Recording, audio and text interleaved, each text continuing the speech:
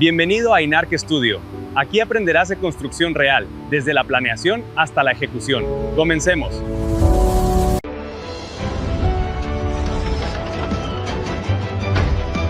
Gracias por acompañarme en este capítulo. Hoy aprenderemos todo acerca del FASAR en construcción. ¿Pero qué es el factor de salario real, FASAR? El factor de salario real, FASAR, es un coeficiente utilizado en la construcción para convertir el salario base de un trabajador en su costo real para la empresa, considerando no solo el pago directo, sino también todas las prestaciones legales, obligaciones patronales y tiempos no productivos. Es decir, integra el salario base más prestaciones, IMSS, Infonavit, impuestos y días no laborados, permitiendo presupuestos precisos. Se usa en licitaciones y análisis de precios unitarios. En términos prácticos, el FASAR permite reflejar el costo total efectivo de la mano de obra, integrando elementos como prestaciones de ley, aguinaldo, vacaciones, prima vacacional, establecidas en la Ley Federal del Trabajo, cuotas patronales al Instituto Mexicano del Seguro Social, aportaciones al Instituto del Fondo Nacional de la Vivienda para los Trabajadores, días no laborables, festivos, incapacidades, clima, etc. Costos indirectos asociados a la mano de obra. ¿Para qué sirve el FASAR en construcción? El FASAR es fundamental porque permite 1. Determinar el costo real de la mano de obra. Convierte un salario diario nominal en un costo diario real, evitando subestimar el presupuesto. 2. Elaborar análisis de precios unitarios, APU. Es un insumo clave para calcular correctamente el costo de cada concepto constructivo. 3. Integrar presupuestos confiables. Permite que los presupuestos reflejen costos reales de ejecución, reduciendo riesgos financieros. 4. Control financiero de obra. Ayuda a comparar lo presupuestado contra lo ejecutado en términos de mano de obra. 5. Cumplimiento legal y fiscal. Asegura que se consideren todas las obligaciones laborales conforme a la normativa vigente.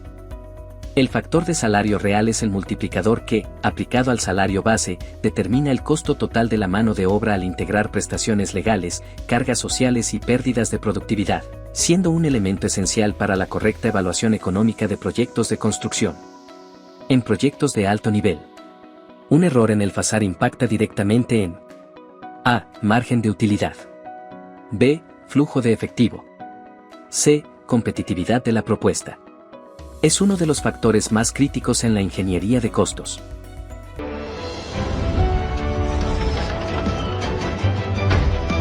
Vamos a ver cómo vamos a obtener el factor de salario real. Primero que nada debemos de saber los datos que necesitamos para obtenerlo y posteriormente los pasos que debemos seguir para obtener nuestro resultado. Cabe señalar que muchos de los softwares existentes hoy en día en el mercado de precios unitarios ya nos dan este factor de salario real,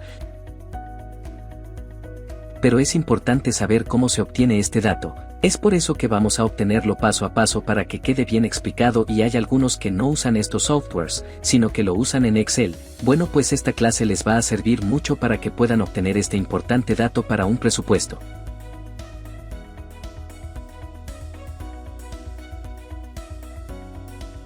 ¿Pero qué es el salario real?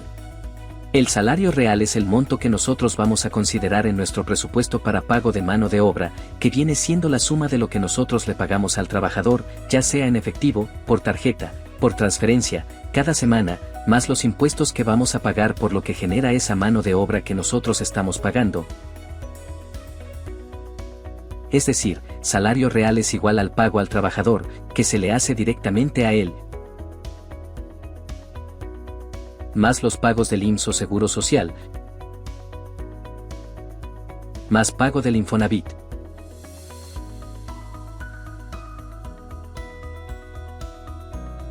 más el impuesto sobre nómina. La suma de todos estos conceptos van a integrar mi salario real, es decir, lo que yo realmente gasto de mano de obra, porque no es lo que yo pago directamente al trabajador.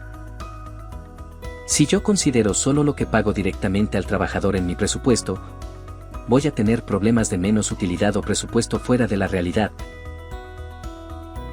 Tengo que considerar lo que pago de impuestos de seguro social, pago de Infonavit y impuestos sobre nómina. Entonces por eso es importante el análisis y la obtención del factor de salario real, que es el FASAR, y por último obtener el salario real o lo que realmente pagamos de mano de obra. ¿Pero qué datos ocupamos para el cálculo de nuestro salario real? Ocupamos el valor de la UMA, que en México está en 117.31 pesos, ya veremos más adelante qué es este valor, salario mínimo vigente, que es de 315.04 pesos. Vamos a obtener los días pagados TP, días laborados TL, días calendarios DICAL y salario nominal SN. Estos datos serán obtenidos y los ocupamos para calcular primeramente nuestro factor de salario real y posteriormente obtener nuestro salario real de cada categoría de nuestra mano de obra. Así como también necesitamos los porcentajes de cuota obrero patronal, que lo podemos obtener de la página del Seguro Social. En esta tabla vemos muchos de los datos que vamos a ocupar para el cálculo de nuestro salario real, que son la tabla de cuotas obrero patronal del IMSS para este 2026, que son la mayoría que aparecen en esta tabla, la UMA diaria que son 117.31 pesos. Este es como dato. El tope de 25 UMA que son 2.932.75 pesos por mes, el excedente de 3 UMA, que si lo vamos a ocupar 351.93. Ya lo vamos a calcular nosotros en una tabla de Excel que vamos a mostrar, el salario mínimo que son 315.04, veamos qué es la UMA es la unidad de medida y actualización.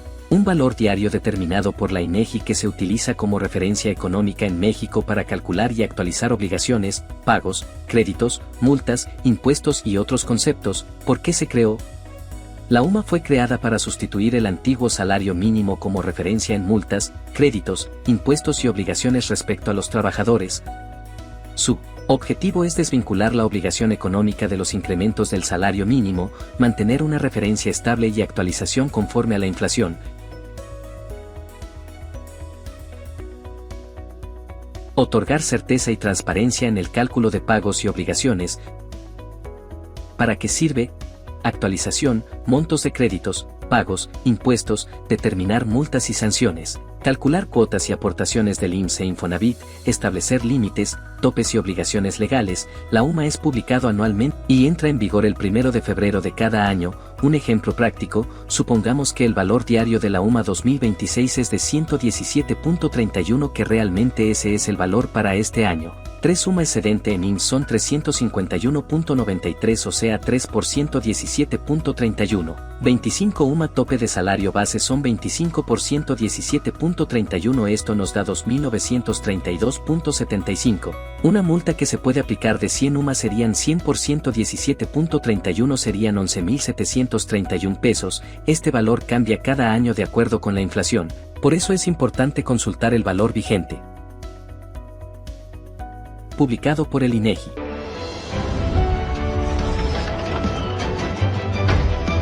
Veamos un ejemplo de cómo obtenemos el FASAR. Vamos a emplear esta tabla con los datos y vamos a ir indicando paso a paso qué significa cada concepto. Debemos de comenzar dándole un monto de lo que se le paga a nuestra mano de obra por semana, es decir, lo que nosotros le damos directamente a cada uno de los elementos que intervienen en nuestra obra por semana, lo que yo le voy a pagar a cada uno de ellos. Para este ejemplo vamos a suponer que al peón le pagamos 2.800 pesos por semana, al mayordomo 4.500 pesos, al operador de maquinaria pesada 4.800, el operador de equipo intermedio 4.400, operador de maquinaria menor 4.200, oficiales, a todos los oficiales les pagaremos 3.700, al ayudante en general le pagaremos 2.800, al oficial fierrero 3.700, a todos los oficiales de cualquier categoría le vamos a pagar 3.700. Copiamos los 3.700 hacia abajo. A todos los ayudantes les pagaremos 2.800, oficial electricista igual 3.700, técnico especializado 4.800, oficial plomero 3.700, oficial soldador 3.700, oficial herrero 3.700, tablarroquero 3.700, topógrafo 5.200, oficial pintor 3.700. Es para cuestión nomás de ilustrar cómo obtener el FASAR. Bueno, ahora vamos a obtener el salario base diario para cada una de las categorías de nuestra mano de obra. En la siguiente columna ya tengo relacionado cómo sacarlo, que es igual al salario por semana de cada categoría entre el número de días, contando el domingo. Sería lunes, martes, miércoles, jueves, viernes, sábado y domingo. Entonces sería la columna de salario por semana entre 7 y me da el salario base diario, que es un valor que vamos a ocupar más adelante en nuestros cálculos. Una vez que hacemos esa fórmula, en este caso 2800 entre 7, ahora si arrastramos nuestra celda hacia abajo y obtenemos todos los salarios bases diarios de cada una de nuestras categorías. Ya teniendo toda nuestra tabla llena pasamos a la siguiente tabla. En esta otra tabla lo que vamos a sacar es el total de días laborados, el factor de salario integrado, que ese lo vamos a usar más adelante para calcular el factor de salario real, y el factor para salario base de cotización, que son el cálculo para los pagos de IMSS. Es un factor que vamos a ocupar para ver cuánto vamos a pagar por cada uno de nuestras manos de obra en cuestión de impuestos de IMSS. Muy bien, primer dato de la tabla. Días calendarios actualizados. ¿Qué son los días calendarios? ¿Cuántos días tiene este año? Como este año no es bisiesto, pues tiene 365 días. Aquí tecleamos 365 días. Días de aguinaldo al año. Los días que se le debe pagar a cada uno de los trabajadores por cuestiones de aguinaldo por ley son 15 días. En esta celda tecleamos 15. El siguiente es días por prima vacacional. Por ley, en México, el porcentaje de la prima vacacional es de mínimo el 25% del total de las vacaciones. O sea, es multiplicar los días que nos van a darte vacaciones por punto 25. Entonces aquí en esta celda le ponemos que son 12 días por punto 25. Son 3 días de pago por prima vacacional. Entonces sacamos un total de días realmente pagos al año, que son 10 calendarios, son 365. Más los días de aguinaldo al año, que también se pagan, son 15 días. Más los días por prima vacacional, que son 3 días. La suma de todos estos renglones nos da un total de 383 días. Realmente el año tiene 365 días, pero lo que se paga al año son 383 días, porque estamos considerando los días de aguinaldo, más los días de vacaciones, más la prima vacacional que se paga. Entonces el total de días pagados al año son 383 días. Bueno, veamos el siguiente apartado de esta tabla, que es días no laborados al año. Ya obtuvimos el total de días realmente pagados al año, que es uno de los datos que necesitamos. Ahora vamos a obtener otro dato que necesitamos, los días no laborados al año. El primer renglón son los días de descanso, que son los domingos. Para este año, si vemos nuestro calendario, si contamos cada uno de los domingos, nos damos cuenta que para este año son 53 días. En el siguiente renglón tenemos las vacaciones pagadas al año. En las últimas reformas en México se ha pasado de una cantidad de días de descanso, que eran 6 a 12 días por año. Es decir, los trabajadores cada año recibirán 12 días de vacaciones de por ley en México. Entonces en este renglón tecleamos 12, que corresponde a los 12 días de vacaciones que les corresponde por ley a los trabajadores en México. En nuestro siguiente renglón tenemos los descanso obligatorio por días festivos. Para obtener este dato nos vamos a una tabla que tenemos al lado derecho, que son los descansos obligatorios en México. ¿Cuáles son estos descansos? Es el 1 de enero, el 5 de febrero, el 21 de marzo, 1 de mayo, 16 de septiembre, el 20 de noviembre, el 25 de diciembre y el 1 de diciembre de cada 6 años, que este es cuando es el cambio de poder presidencial en México. En este caso, para este año no hay elecciones presidenciales, entonces queda en 0. Entonces la suma total de días para este año serían 7 días. Yo aquí lo tengo directamente relacionado, esta tablita con este renglón. Ustedes tendrían que teclearle aquí 7 días o considerar 7 días de descanso obligatorio por días festivos por ley en México. Nuestro siguiente renglón es días perdidos por condiciones de clima.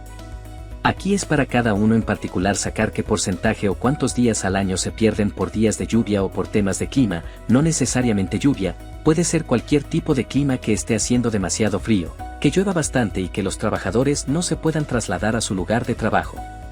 En este caso yo estoy considerando por experiencia 3.85 días, pero ustedes a través de la experiencia de cada año en sus negocios podrán determinar con exactitud qué valor corresponde a este renglón. Para este ejemplo vamos a considerar 3.85 días. En el siguiente renglón serían los días por costumbre. Aquí tenemos otra pequeña tabla del lado derecho donde consideramos algunos días que algunos negocios dan de descanso a sus trabajadores por costumbre, que son el Día de Muertos, el 3 de mayo, el 12 de diciembre, Jueves Santo, Viernes Santo y Sábado de Gloria. Y en algunos otros dan el día días patronales en cada uno de los pueblos donde se reside. Para este caso nomás vamos a ocupar los primeros 6 días. Ya es cuestión que cada uno de ustedes considere los días que realmente se dan de descanso por días por costumbre. En algunos lugares solo dan algunos de ellos, no todos. En algunos los dan todos. Para nuestro ejemplo vamos a considerar 6 días. Entonces ya lo tengo relacionado, días por costumbre. Estas 2 celdas son 6 días. Ustedes teclearían 6 días aquí directamente o considerarían 6 días para obtener los días no elaborados al año. En el siguiente reglamento tecleamos los días por permisos o enfermedades. Yo estoy considerando un factor de 0.45 días promedio para este ejemplo, pero ustedes igual por experiencia deben de sacar cuántos días por año le consideran a sus trabajadores por permisos o enfermedades. Es cuestión de sacar un promedio de cuántos trabajadores tienen, cuántos permisos se pidió en ese año y con esos datos sacar un promedio anual de cuánto es lo que corresponde a este valor de nuestra tabla. Para el ejemplo vamos a considerar 0.45. Siguientes reglamentos, días por condiciones sindicales o anuales. Aquí es principalmente cuando hay un sindicato en el negocio que nosotros pertenecemos y que generalmente son por juntas que se requiere el trabajador asistir. En este caso yo estoy considerando un día al año por cuestiones sindicales. Ya cada quien pondrá el valor que le corresponde a cada una de sus situaciones. Entonces si hacemos la suma de todos esos días no laburados nos da un total de 83.30. Sumamos todos los renglones de esta sección de nuestra tabla y nos da 83.30. Entonces ya tenemos cuántos días pagamos al año que son 383 y cuántos días no laboramos al año que son 83.30. Bueno y por último vamos a sacar el total de días laborados al año que sería el total de días al año que son 365 menos los días no laborados que son 83.30. Entonces realmente nosotros en este año trabajamos 281.70 días. El siguiente renglón es el factor de salario integrado que es un dato que vamos a ocupar para sacar nuestro factor de salario real que es la división entre el total de días realmente pagados entre el total de días laborados y nos da el factor de 1.3596.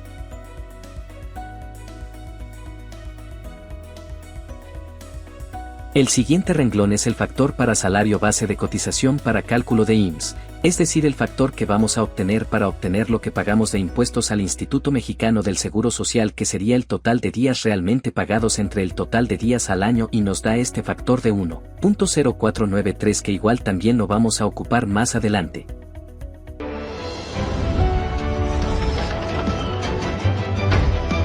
Una vez teniendo estos factores calculados, los guardamos porque los vamos a ocupar más adelante. Nos vamos a nuestra siguiente tabla. ¿Qué vamos a calcular con esta tabla? Pues va a ser nuestro PS, obligación obrero patronal. Ahorita explicamos qué significa cada valor. ¿Cuál es la finalidad de esta tabla? Bueno, veámoslo con esta siguiente imagen. Para calcular, el salario real es igual al factor de salario real por sueldo nominal. ¿Pero de dónde sacamos el factor de salario real? ¿O cuál es la fórmula para sacarlo? Veámoslo en la siguiente imagen. Esta es la fórmula para sacar nuestro factor de salario real.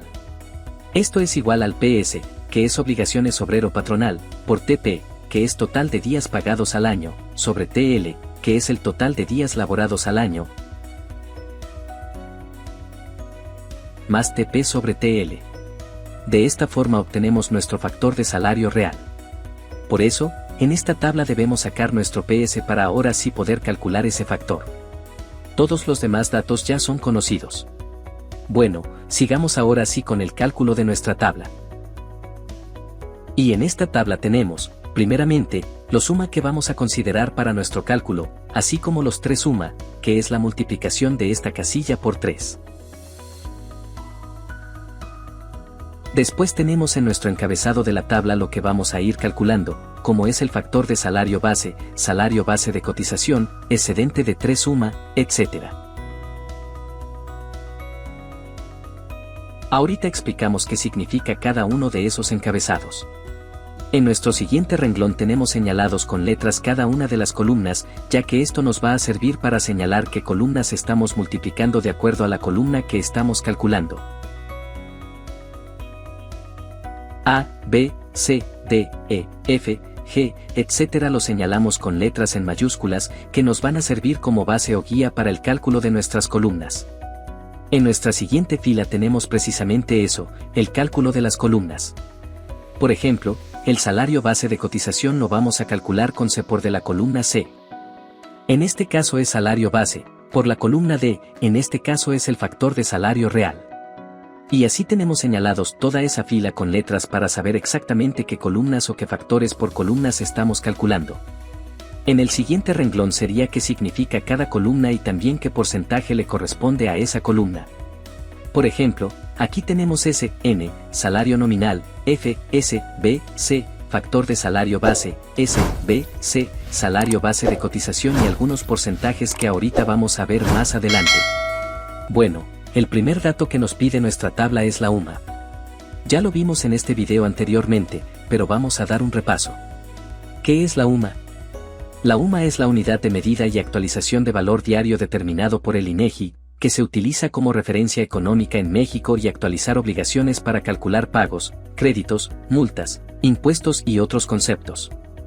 Anteriormente usábamos el salario mínimo, pero después se sustituyó por el UMA, unidad de medida y actualización. El valor para este año es de 117.31 pesos. Este valor se actualiza todos los años y entra en vigor a partir del 1 de febrero de cada año.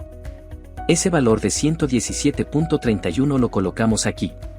Y acá automáticamente nos da el valor de 3 UMA, que es 117.31 por 3, que nos da 351.93.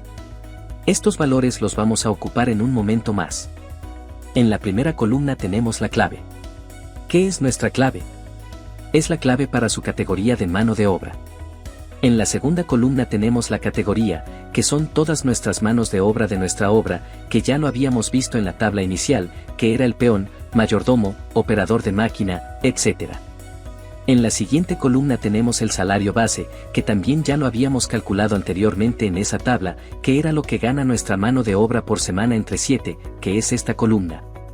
Esta columna de salario base está totalmente ligada a esto, que es peón 400, cabo de oficio 642, operador 685.71. Operador de equipo intermedio 628.57, oficial albañil 600, etc. La siguiente columna es el factor de salario base. Este valor, que es igual para toda nuestra mano de obra, ya lo habíamos calculado anteriormente, que es este valor de aquí, que es el factor para salario base de cotización, que es el total de días pagados entre los días calendarios. Esto es el 1.049 y es igual para todas las categorías. La siguiente columna es el salario base de cotización. Este salario representa el valor con el cual se registrará al trabajador ante el IMSS para calcular las aportaciones precisamente del IMSS, el SAR y el Infonavit. Este valor se calcula multiplicando el salario base por el factor que acabamos de sacar, que es el factor de salario base, que es 1.0493. Nos da este valor y así para toda la columna. Cabe señalar que toda la tabla ya está automatizada, pero estamos viendo uno por uno para ver de dónde sale cada valor. La siguiente columna es excedente de 3 UMA. ¿Qué significa esto? Bueno, en la ley del Seguro Social se cobra una cuota fija hasta 3 UMA, o sea, en el caso de nosotros, 351.93. Cualquier categoría de nuestra mano de obra que no exceda 351.93 se le va a cobrar una cuota fija. Todo aquel que exceda este valor se le va a cobrar una cuota adicional. ¿Cómo sacamos este valor? Hacemos la diferencia entre el salario base de cotización, que es la columna E, menos el resultado de 3 UMA, que son 351.93. Este valor nos da 67.79 para el caso del peor, y ese es el excedente del salario para cobrar una cuota adicional. Hacemos lo mismo para cada una de nuestras categorías de nuestra mano de obra, o simplemente arrastramos nuestra celda hacia abajo y tenemos estos valores. Posteriormente, en la siguiente columna, columna G, que es la aplicación del IMSS al excedente. En la ley del IMSS nos dice que se cobra un porcentaje al excedente de mano de obra, que este es 1.10% de la aportación del patrón, más el 0.40% de aportación del trabajador, en total el 1.50% que aparece en la columna G115. Para sacar este valor, hacemos la multiplicación de la columna F, que aquí lo marca F por G, columna F por G que es 67.79 para el caso del peón, por 1.5, y nos da este valor. Arrastramos nuestra celda hacia abajo y obtenemos la cantidad para cada una de las categorías de nuestra mano de obra. La siguiente columna es cuota fija. ¿Qué es esta columna? Esta columna se calcula, de acuerdo a la ley del Seguro Social, con 20.40% de una UMA, que son 17.33. Es decir, para obtener este valor, se multiplica 20.40 por una UMA que es 117.31. Que nos da 23.93 y es una cuota fija para todas las categorías de nuestra mano de obra. Esta aportación la hace solo el patrón. Entonces multiplicamos estos valores, 20.40% por 117.31, y arrastramos hacia abajo nuestra celda para obtener esta cuota fija. Esta cuota se conoce como cuota de enfermedad y maternidad. La siguiente columna, la primera, es prestaciones en especie a pensionados. Esta es una cuota fija y según la ley del Seguro Social es 1.425, y ese está calculado en base al salario base de cotización. Es decir, para obtener esta columna es multiplicar 1.425 por el salario base de cotización, que es 419.73, este valor. Hacemos lo mismo para cada una de nuestras categorías, o solo arrastramos nuestras celdas hacia abajo y nos da el valor de esa columna. Nuestra siguiente columna es prestaciones en dinero, que es la multiplicación de las columnas J por E. Cabe mencionar que las próximas 7 columnas, incluyendo la anterior que ya calculamos, están en base al salario base de cotización, o sea, esta columna, salario base de cotización. Entonces, al momento de mencionar que está en base al salario base de cotización, estaremos pensando que es en base a esta columna, la columna E. Bien, veamos. Entonces, prestaciones en dinero sería la columna J115 por el salario base de cotización, y nos da este valor. Cabe señalar que el punto 95. Vuelvo a repetir, está especificado en la ley del IMSS. Entonces, ya teniendo ese valor, ya teniendo formulada esa celda, lo único que hacemos es arrastrar nuestra celda hacia abajo y obtenemos los demás valores para nuestra categoría de mano de obra. Nuestra siguiente columna es invalidez y vida. ¿Qué es esto? Que protege al trabajador en dos casos. Uno es invalidez. Cuando el trabajador sufre una enfermedad o accidente no laboral, ya no puede seguir trabajando, recibe una pensión por invalidez. Vida. Cuando el trabajador fallece, sus beneficiarios, o sea, su familia reciben pensión y apoyo económico. ¿Cómo se paga? Se financia con una cuota sobre el salario base de cotización, que paga el 1.75% el patrón y el 0.625 el trabajador. Bueno, ¿cómo obtenemos esta columna? Esta columna se obtiene de multiplicar la UMA de la aportación del patrón más el trabajador, que son 2.375, por el salario base de cotización.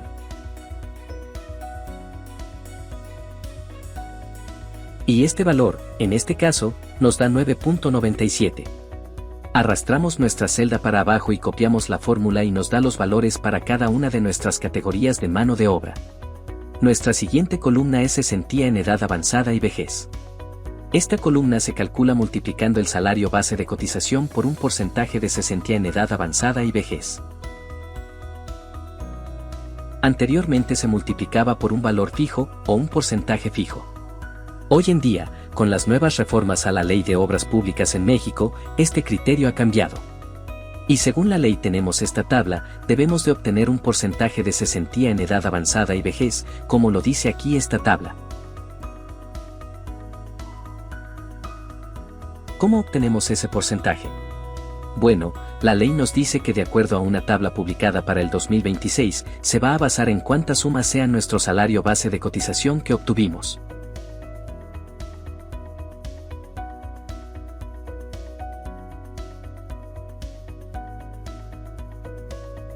Y de acuerdo a ese valor buscaremos en nuestra columna donde se ubica ese valor. Por ejemplo, si es una UMA, estaremos aplicando un 3.15%. Si es entre 1.01 y 1.5, nuestro porcentaje de cesantía en edad avanzada y vejez será de 3.67. Si nuestro salario base de cotización tiene 2.51 a 3 UMA, será 6.026 lo que consideramos en esta columna.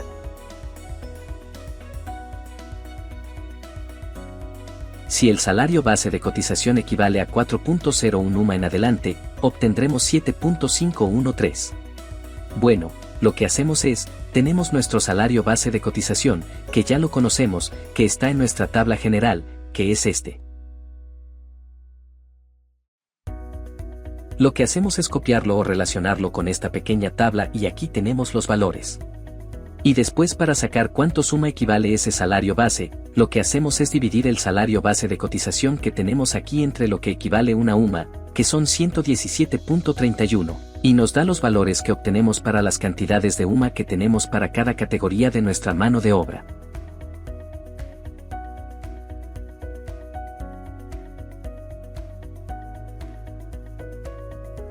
Es decir, por ejemplo el peón, aquí nos está dando el valor que son 7.03 UMA. Entonces nos vamos a nuestra tabla y buscamos un valor que esté en ese rango. Y vemos que es el último, que es entre 4.01 en adelante. Sería 7.513. En la siguiente tabla, de porcentaje de cesantía en edad avanzada y vejez, colocamos ese valor 7.513. Yo aquí ya lo tengo formulado y me lo da automáticamente, pero ustedes le pueden poner la fórmula o bien le pueden teclear el valor. Vamos a poner otro ejemplo, por ejemplo oficial albañil, su salario base de cotización es 554. Hacemos la división de ese salario base entre la suma y nos da 4.73. Ese 4.73 está diciendo que equivale, ese valor está entre el rango de 4.01 en adelante, es 7.513. Muy bien, vamos a ver un valor diferente. La mayoría, como vemos, exceden los 4.01, por eso me da 7.513, nomás aparecen por aquí este valor, que es el del ayudante general, que me da 3.58 cantidades de UMA, lo busco aquí y me dice que está 6.361, entonces coloco ese valor en esta parte, 6.613, coloco ese valor en esta parte. Igual este de aquí, este valor de ayudante especializado me da 419.73 entre el valor de una UMA.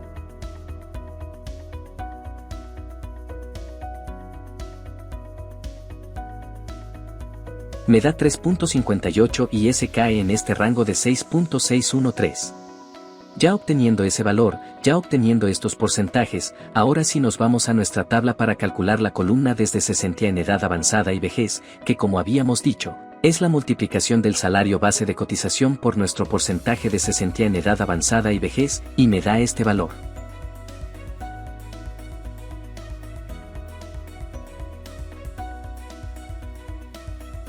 Ya lo tengo relacionado, lo que hago es arrastrarlo hacia abajo y me da los valores de esa columna. Es así como se obtiene esta columna de cesantía en edad avanzada y vejez. Vuelvo a repetir, en las últimas reformas que hubo a la Ley de Obras Públicas en México, cambió el porcentaje y se dio este criterio que acabamos de explicar. Anteriormente era un porcentaje fijo para cualquier categoría de mano de obra que teníamos. Hoy no, hoy ha cambiado y hay que calcular un porcentaje para cada una de nuestras categorías de acuerdo a la cantidad de UMA que equivalga al salario base de cotización. El siguiente valor es riesgo de trabajo. Esto de acuerdo a la ley del IMSS varía de acuerdo al tipo de trabajo que estamos ejecutando, pero en construcción toma el valor más alto y el valor más alto para la construcción es de 7.588 y es un valor fijo para cualquier categoría de mano de obra.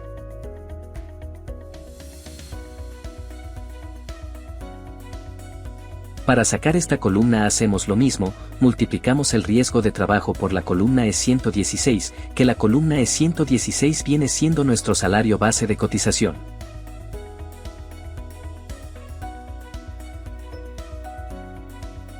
Es de la forma que nosotros sacamos la columna de riesgo de trabajo.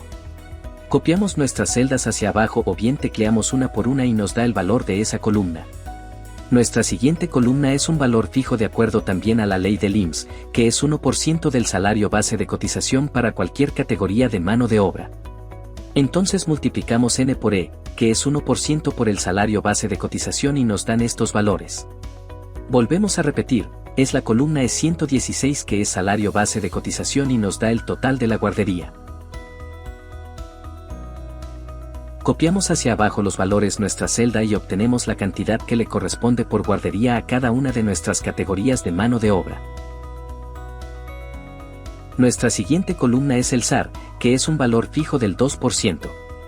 El SAR es el sistema de ahorro para el retiro, aportación patronal obligatoria. El patrón está obligado a aportar el 2% del salario base de cotización del trabajador, el cual se deposita en su cuenta individual administrada por una Afore. La Afore es independiente de otras obligaciones y forma parte del ahorro para el retiro de los trabajadores. El cálculo es igual al salario base de cotización por el 2%. Esta obligación es establecida por la ley del sistema de ahorro para el retiro, para que los trabajadores construyan un ahorro para su retiro.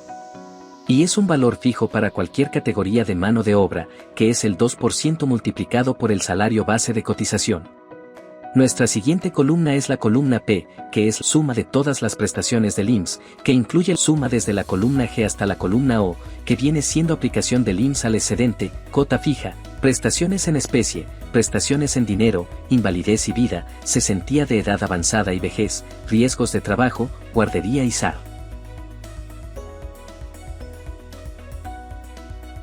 Esa es la suma de todas las prestaciones, y así para cada una de nuestras categorías de mano de obra. Copiamos nuestra celda hacia abajo y obtenemos esos valores para cada una de nuestras categorías. La siguiente opción es factor de cuota patronal del IMSS.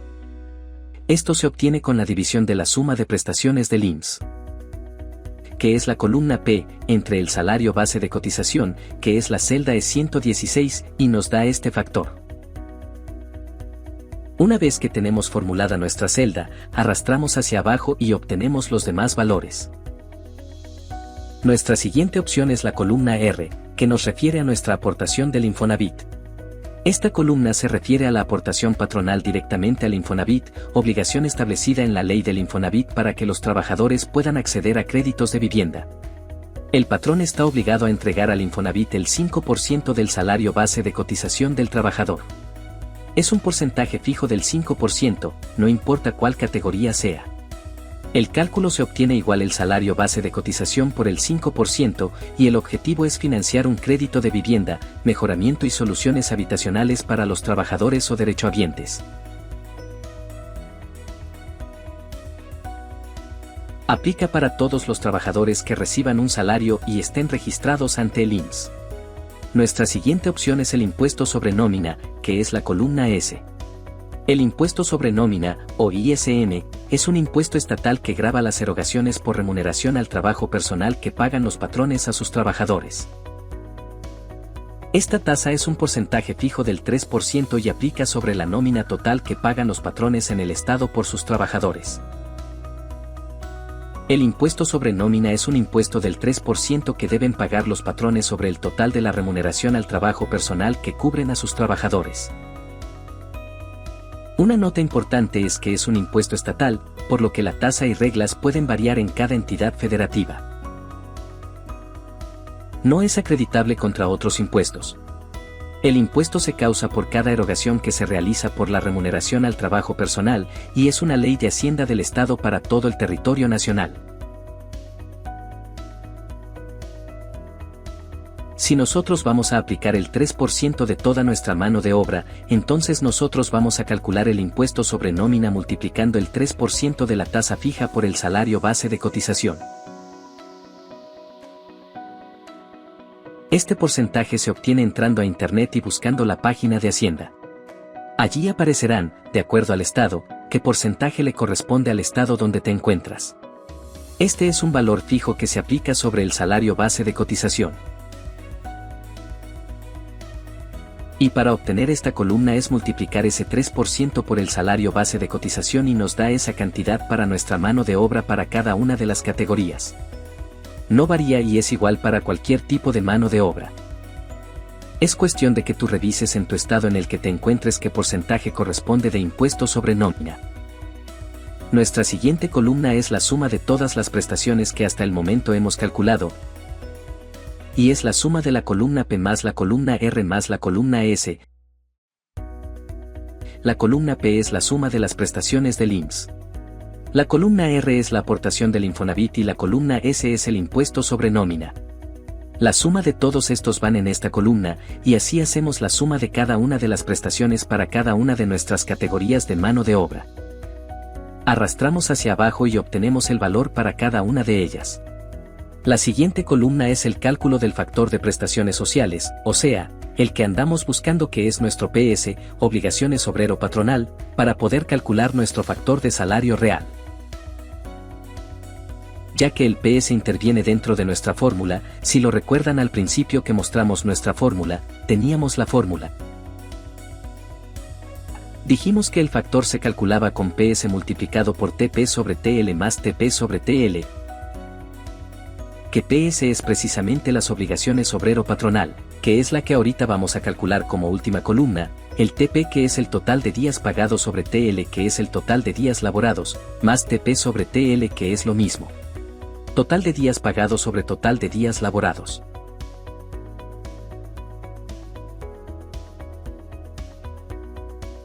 Obtenemos esta columna que viene siendo la columna anterior que es la suma de prestaciones entre el salario base de cotización, la celda es 116 y obtenemos el factor de prestaciones sociales.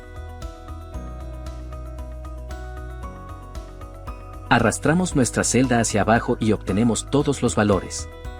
Ya teniendo este valor, pasamos a nuestra siguiente tabla donde vamos a calcular el factor de salario real y posteriormente calcularemos el salario real, que es a donde queremos llegar.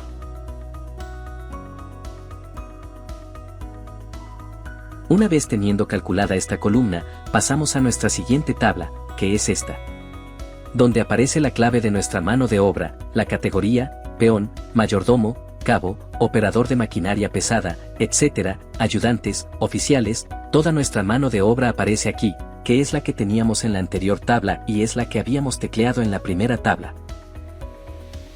La siguiente columna es nuestro salario base de cotización, que la tenemos en la tabla anterior que acabamos de calcular y la obtuvimos en nuestra primera tabla, que era dividir el salario semanal entre 7, que son los días de la semana, y obtenemos este valor. Podemos ligar estos valores hacia la primera tabla, la tabla anterior que acabamos de calcular y arrastramos hacia abajo para obtener todos esos valores. La siguiente columna es copiar nuestro PS, obligaciones o grupo patronal, de nuestra tabla anterior, que es nuestra última columna que calculamos, que viene siendo esta. Hacemos la liga de estos valores de esta tabla con los valores de esta otra y arrastramos hacia abajo y copiamos todas las cantidades que ya habíamos calculado en nuestra tabla anterior.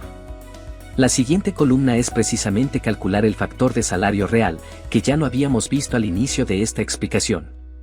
¿Cuál era la fórmula? La fórmula es factor de salario real es igual a PS, que es obligaciones obrero patronal, por TP, que es el total de días pagados, sobre TL, que es los total de días laborados, más TP, que es total de días pagados, sobre TL, que es total de días laborados. Hacemos esta fórmula, la aplicamos y obtenemos estos valores.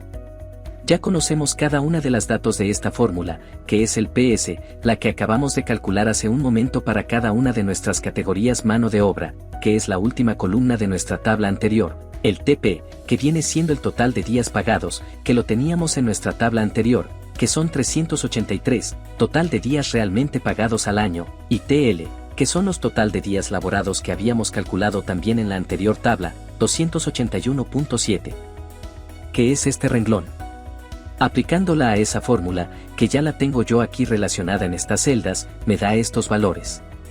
Este es mi factor de salario real, para cada una de nuestras categorías de mano de obra.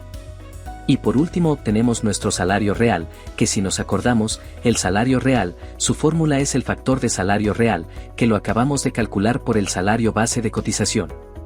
Esa multiplicación nos da el salario real de nuestra mano de obra.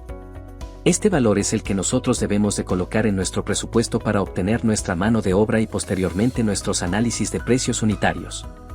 Aquí ya incluye todos los impuestos que genera nuestra mano de obra, como son todas las prestaciones de ley del IMSS, el Infonavit, el SAR, el impuesto sobre nómina, etc. Aquí ya los incluyen todos. Hacemos la fórmula de multiplicar factor de salario real por salario base de cotización, arrastramos hacia abajo y obtenemos todos nuestros salarios reales para cada una de nuestras categorías de mano de obra para nuestro presupuesto. Y es así como llegamos a obtener el salario real que pagamos nosotros de mano de obra. El salario real cuando se maneja un paquete de precios unitarios, como por ejemplo Neodata, Opus o cualquier otro sistema de precios unitarios, se obtiene fácilmente. Pero es importante saber de dónde sale cada valor que obtenemos en nuestro presupuesto.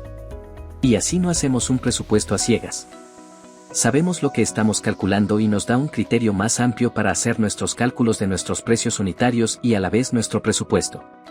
Vuelvo a subrayar la importancia de obtener nuestro salario real, ya que una vez que obtenemos el salario real dejamos de trabajar con suposiciones y comenzamos a tomar decisiones con datos reales.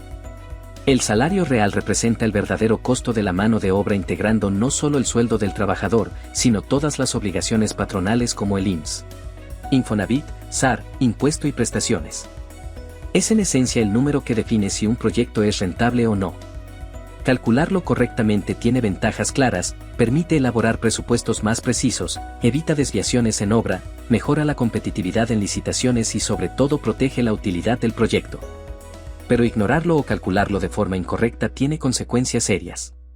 Subestimar el costo de la mano de obra puede generar pérdidas, descontrol financiero, problemas de flujo, de efectivo e incluso incumplimientos legales.